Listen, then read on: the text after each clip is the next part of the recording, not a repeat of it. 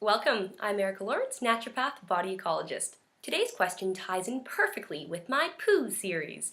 We're talking about diarrhea. I have to whisper it because it's so taboo. No one wants to talk about it, but it's everywhere. So let's say you're at the grocery store, you're on a bus or a train, you're on a plane, you're in a movie theater, look around you. Most people, diarrhea.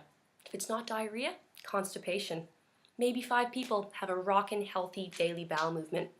It's sad.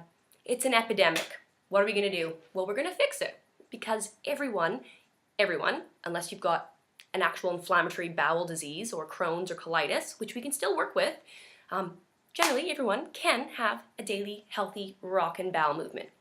So here we go. What are the triggers? Well, stress. Be very mindful of stress. This has a huge impact on transit time. A lot of people are very sensitive to stress, and that can be their trigger right then and there.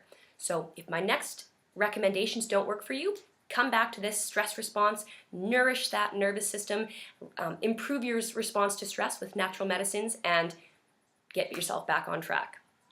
Next up, huge area, and this is generally the culprit for most people who suffer from digestive upsets pertaining to diarrhea. It's either wheat or dairy. So for the next week, I need you to write down every single thing that you eat and drink. It might seem silly, you might not really think it's a big deal, you know what you eat and da-da-da-da-da. No, it can take up to 72 hours for your body to have a reaction to a food or drink. So putting it on paper allows you to look back and reflect on the links between your daily changes, the ebbs and flows in your digestive health. Or it might be constant, it might just be constantly that you are running to the can. That's no good. So as you can imagine, diarrhea leads to deficiency states, and deficiency means you're getting old fast, you don't have the nutrients that you need to survive, and your other body systems will start to crumble. That sounds bad, but I want you to realize this digestive thing is no joke. We've got to get things sorted out. All right, so you've done your 1-week diet diary, fantastic. Next step, eliminate dairy. 1 week without dairy, that's it. Go about your normal business, absolutely no dairy. You'll notice within that week if that's your trigger. If nothing really changes, you're moving on to wheat. Now, wheat sneaks into everything. It's in everything, so you gotta read your labels really well. You're gonna become a sleuth.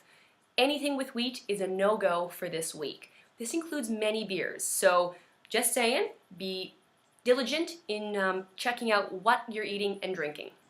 So within that week, again, you should notice whether or not this is your trigger. Chances are very, very good it's either dairy or wheat. And if it's not, you could then potentially move on to gluten, which is wheat, rye, oats, and barley. And that means that you're probably sensitive to the protein called gliadin, which is found in gluten. We won't go too much into that. I want you to start with these foundational approaches, and I guarantee we can get things happening. We can get things slowing down and forming nutrient-rich stools. So one more thing to be mindful of, I talk about it all the time, bacteria health.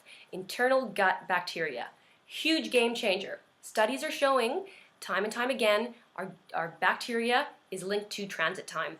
So if you're not going to be doing the daily fermented food train, which I'm all over, make sure you get a good quality probiotic with a strain that is specific for diarrhea, because yes, they do exist. So those are my 3 steps. Stress response, eliminate your sensitive triggers, wheat, dairy, make sure you do the diet diary, and then make sure you colonize your gut health with good bacteria on a regular basis for a long period of time.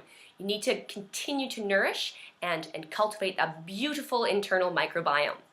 So if you have any questions or you have any experience eliminating wheat or dairy, or how you've helped to heal your digestive tract, let me know. I'd love to hear in the comments below. Until next time, don't forget to eat your greens.